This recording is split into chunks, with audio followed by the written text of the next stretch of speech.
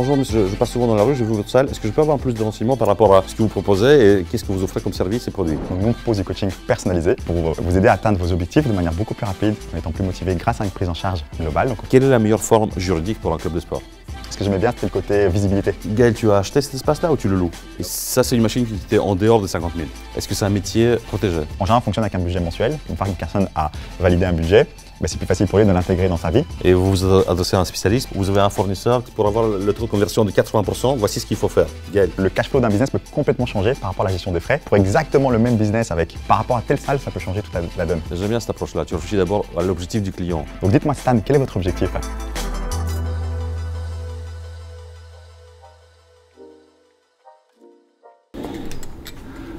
C'est bon la Gaël. Top. C'était pas plus lourd en fait. On va regarder. Ah Stan, écoute, on est déjà au maximum là. Oh, un peu compliqué. dommage Je vais voir si je peux augmenter, mais non, ça va pas le faire là. Salut à tous les gars, on est ici dans une salle de gym qui appartient à Gaël. Gaël Van Den Busch ici, qui est le patron de la salle de gym. Aujourd'hui, le but de notre vidéo est de vous montrer comment fonctionne une activité de coaching personnel. Donc le but de la vidéo aujourd'hui, c'est de vous montrer le fonctionnement d'un tel business, la rentabilité, le cash que ça génère et qu'est-ce que ça coûte pour le lancer. Accrochez-vous, on est parti. Gaël, c'est bon, on est prêt ou pas? Let's go. Yes. Ça fait combien d'années que tu es ouvert? La salle ici a ouvert en 2018.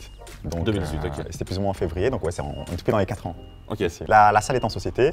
Maintenant, j'ai toujours une activité aussi en indépendant. Par rapport à moi et mes prestations et les coachs, je facture comme indépendant à la société. Tu es gérant de la société? Ouais, exact. Ok, mais tu factures la société en tant qu'indépendant? Pour mes prestations. Ok, mais ce serait pas, c'est pas la même chose que si tu avais été juste gérant de la société, alors tu reçois des fiches de paie de la société? C'est pas la même chose? En tant que gérant, tu es indépendant, automatiquement. Effectivement, en tant que gérant, on peut se mettre des fiches de paie, etc. D'ailleurs, ce qu'on ne fait pas encore pour le moment. Ici, là, je parlais juste de la partie prestation, dans le sens, ça a été réfléchi en termes de quelles que soient les personnes qui donnent le cours, que ce soit moi ou une autre personne, à la base, on facture à la société. D'accord. C'est plus dans ce sens-là. C'est juste le côté organisationnel de la société que vous vous êtes mis d'accord, que vous facturez point à la ligne. Ouais, c'est ça. Donc l'entrée se fait là, on peut aller là. Et tu nous montres faire un plein tour de la salle? C'est parti. Gaël, génial. On passe maintenant à l'interview, on va passer un peu de temps ensemble pour que juste plonger de ton histoire d'entrepreneur et comprendre un peu pourquoi tu es devenu entrepreneur. Ce qui s'est passé, moi, c'est que j'ai toujours été dans le sport. Et quand j'étais dans le sport, après, parfois j'ai fait arbitrage. Et puis après, on m'avait un jour demandé de commencer à donner des cours le samedi matin. Et en fait, j'ai pris goût au donner cours. Et donc, dans ma réflexion sur ce que je voulais faire, j'ai commencé à m'intéresser à la performance, comment devenir un bon joueur, etc. Je me suis rendu compte que c'était important de travailler à tous les niveaux, la technique, la tactique, la nutrition, etc. Et là, je me suis dit, mais moi, j'ai pas eu tout ça. Et je dis que pour arriver au top niveau, mais en fait, ça demande un encadrement dès le départ. Et en fait, j'avais voulu lancer ça.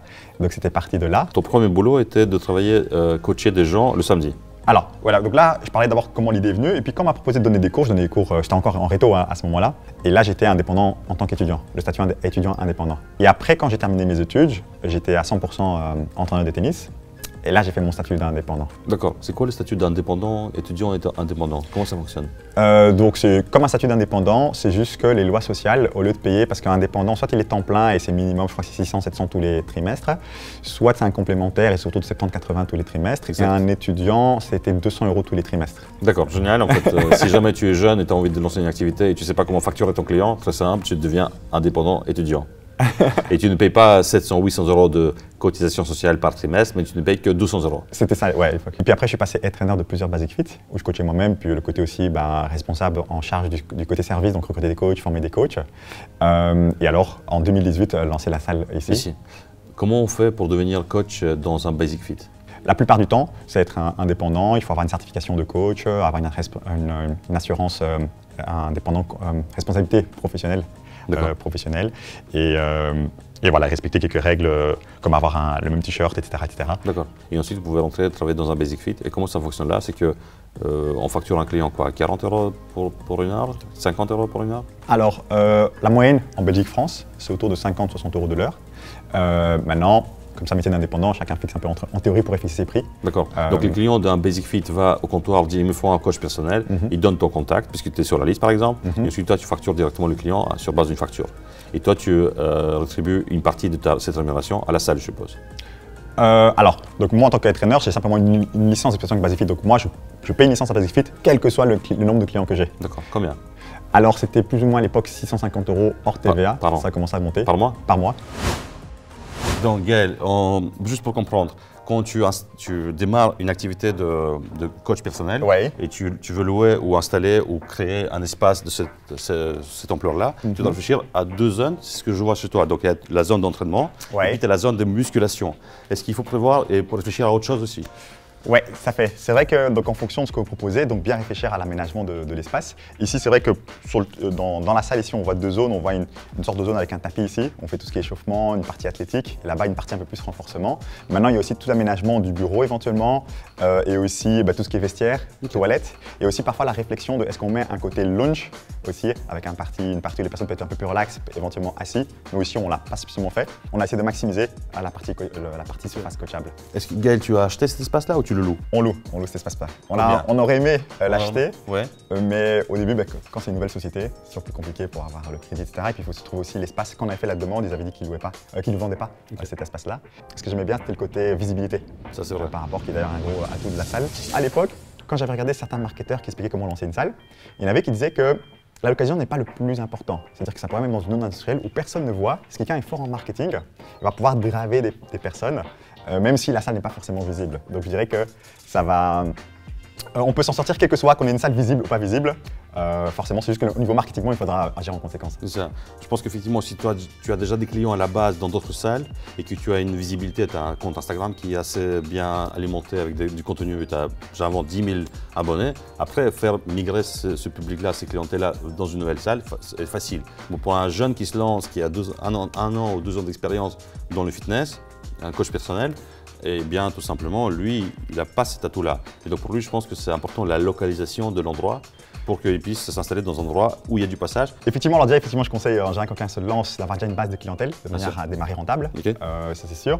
Quel est le taux de conversion des gens qui t'appellent pour dire « Ah, j'ai vu la salle, je suis passé dans la rue ». Est-ce que le taux de conversion est bon? Je dirais 80%. Ici, forcément, ce sont des gens, à partir du moment qu'ils nous appellent, ce sont des gens qui sont déjà intéressés, qui ont une base de.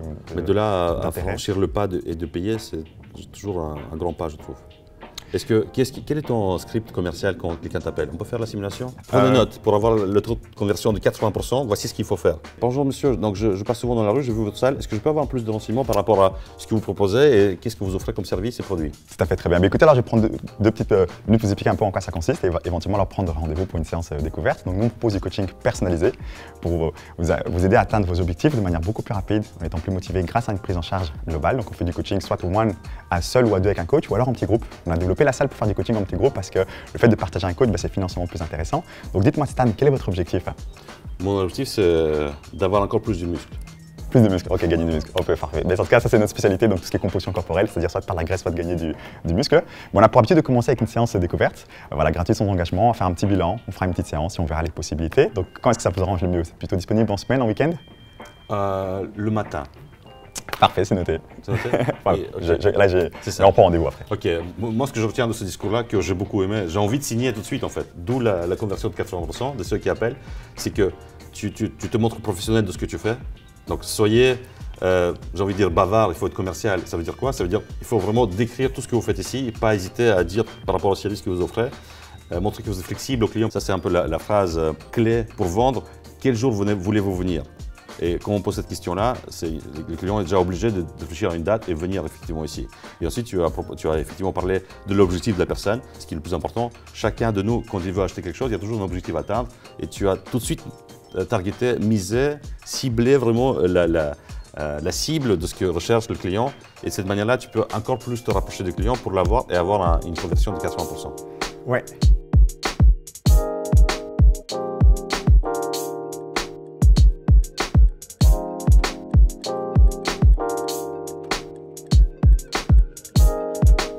Donc ça, c'était un club que tu as ouvert en 2018. Voilà. Et tu avais déjà une certaine clientèle que tu as établie dans d'autres salles de fitness. Est-ce que cette clientèle-là a migré ici dans le club d'une manière automatique ou tu as dû trouver une clientèle neuve?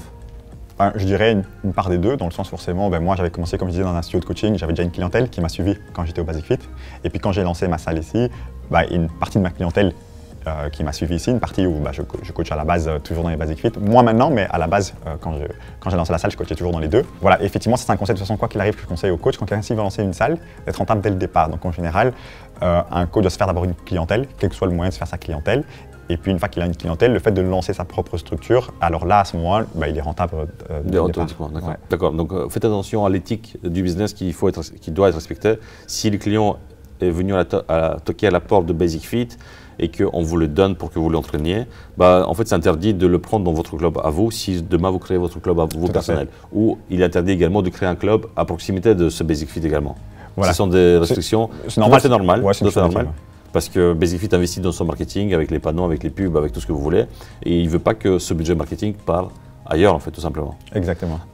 Ok, ça a du sens. Tout ce côté commercial, tu l'as appris où? Alors, c'est inné chez toi ou pas? Je pense que tout s'apprend. Moi, j'ai eu la chance à la fin de mes études de travailler dans une société. J'avoue que c'est une très très belle expérience d'un point de vue commercial en tout cas. Ok, donc si tu veux, cette formation est venue de ton expérience professionnelle que tu as eue dans Entre autres, après j'ai fait des formations spécifiques en fitness aussi. C'est clair, ça va de soi. Non, mais dans le sens commercial en fitness. Oui, ça existe aussi. Oui, bien sûr, ça existe. Ne sous-estimez jamais le côté commercial. Vous avez beau être super musclé, super fort, avoir des super machines, mais si commercialement vous n'êtes pas bon, le taux de conversion sera bas et vous n'allez pas avoir de clients. Alors que c'est ça le plus important. Et pour s'exercer dans le côté commercial, il y a plusieurs manières de le faire. Première manière, c'est sur les formations payantes. Deuxième manière de le faire, c'est commencer à avoir ses propres expériences déjà dans son entourage, essayer de vendre à votre papa, à votre maman, à votre entourage.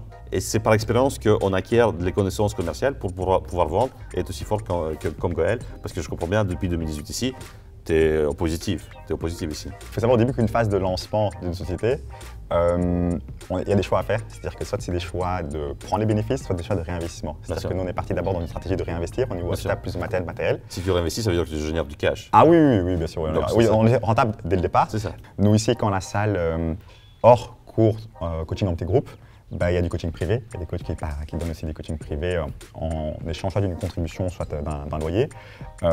D'une contribution par séance ou d'un loyer. D'un loyer. Donc il dit je prends 1 heure par semaine et il dit vous me mettez d'accord sur ce que ça coûte et voilà. Ouais, c'est ça. On peut savoir les prix là. Parce que, moi je suis coach personnel, je dis Gaël il me faut 1 heure, 2 heures par semaine, toutes les semaines. Qu'est-ce que je dois te payer comme loyer par mois? Voilà, donc en fait la contribution c'est facile, donc nous on s'est mis sur 12,50 par séance. Okay. Et voilà, on fonctionne avec un système d'agenda en ligne, ça fait que la personne peut réserver. Si une semaine veut faire 2 heures, la semaine d'après 5 heures, il n'y a pas de souci, à la fin du mois on fait le compte et tout simplement. Quelle erreur as-tu fait à la création de ce business, si tu en as fait? Et quelles sont les erreurs à éviter en fait? C'est un conseil aux jeunes qui veulent se lancer. Avec du recul, il y a eu parfois des erreurs dans les services qu'on a payés trop cher. Je pense notamment, par exemple, à un service qui s'occupait pour mettre la vitrine, plaquer la vitrine, le site internet, donc quelques supports marketing. Là, c'était élevé par rapport à aujourd'hui, quand on a dû refaire certaines choses qu'on a pu faire à un moindre coût. Choisir bien les fournisseurs, en fait, pour que le prix ne soit pas trop élevé. Ouais, ça c'est très important. Comment tu fais ça? Moi, je pense que c'est une question soit de bouche-oreille, soit de trucs, ou alors de s'intéresser à des personnes qui font déjà ce qu'on fait et de leur demander comment vous faites tout simplement. Donc si jamais moi j'ai envie d'ouvrir un club de sport, quelles sont les contraintes légales? À part l'autorisation de l'urbanisme et les pompiers, il n'y a pas grand-chose. Il n'y a pas grand-chose, génial, ça c'est la facilité en fait. Ouais. Quelle est la meilleure forme juridique pour un club de sport? Société normale. Une SPRL ici? Ouais, c'est ça. Il me semble que c'est ça, ouais. Ouais, c'est ça. D'accord. Quel est ton processus de facturation vis-à-vis de tes clients? Alors moi je fonctionne avec un logiciel, entre guillemets, de gestion, qui gère le planning, les abonnements, etc. Et tout se fait de manière automatisée. Donc nous on fonctionne avec un prélèvement automatique vis-à-vis des membres. Tout est automatisé, donc ça arrive sur le compte. Et si jamais il y a un impayé, le logiciel le signale, je contacte la personne, ou c'est fait automatiquement, il y a un rappel sur des choses. Donc, c'est quoi ce logiciel? Comment ça s'appelle? Moi je travaille avec le logiciel qui s'appelle Sportigo. On a parlé aussi de ta politique commerciale, ça veut dire que tu travailles sur base d'un abonnement mensuel par 3 mois, par 6 mois ou annuel. Exact. Est-ce que tu aimes bien ce système-là? Quels sont ses avantages et inconvénients? Parce que tu aurais pu simplement dire vous venez, vous payez. Vous venez pas, vous payez pas. Ça te donne une sorte de liberté aux clients. Oui, tout à fait. C'est vrai qu'il y a parfois des gens qui fonctionnent à la séance. Je suis moins fan de ce système pour plusieurs raisons. D'une part, il n'y a pas ce côté engagement vis-à-vis d'un objectif. Alors qu'un objectif, en général, la première chose qu'on apprend par rapport à l'objectif, c'est comment est-ce que je temporalise l'atteinte de mon objectif. Je dis, je vais perdre 10 kilos, ok, en 3 mois, et si on fonctionne par mois, c'est plus facile de fonctionner par mois. En général, on fonctionne avec un budget mensuel. Je fais les courses autant, je paye ma voiture autant, et on réfléchit en termes mensuels. Donc une fois qu'une personne a validé un budget, c'est plus facile pour lui de l'intégrer dans sa vie. Et aussi la notion aussi d'engagement, c'est-à-dire qu'on sait que quand on paye pour quelque chose, on est plus motivé à le faire. Alors qu'à la séance, ça peut être je fais une séance là, et il n'y a pas de régularité, de trucs, il n'y a pas de sens en fait derrière le fait de faire des séances. J'aime bien cette approche-là. Tu réfléchis d'abord à l'objectif du client et tu lui dis écoutez, on travaille sur cette base-là et on a envie de vous discipliner quelque part. Et cette formule d'abonnement, c'est ce qu'il permet de faire, c'est que le gars il va d'office venir, il aura beaucoup plus de facilité à venir ici, puisqu'il a déjà payé pour. C'est ça. Si un membre ne sait pas venir pour une raison justifiée, moi je peux rajouter un crédit via l'application et il peut récupérer sa séance la semaine d'après par exemple. Donc en fait les séances ne sont pas perdues s'il y a une communication par rapport à ça. Et Gaël, c'est quoi l'affectation de base ici? Parce que chaque espace commercial a toujours une affectation. Ouais. Et alors ici, l'affectation de base, c'était quoi? Tu veux dire moi… Espace commercial? Oui, espace commercial. C'est ça. Et donc l'espace commercial, dans l'espace commercial, on peut tout faire quelque part, mais il faut quand même demander au préalable l'autorisation à la commune pour pouvoir installer ce que vous voulez ici. On regarde la partie musculation? Partie C'est musculation. la partie qui m'intéresse le plus.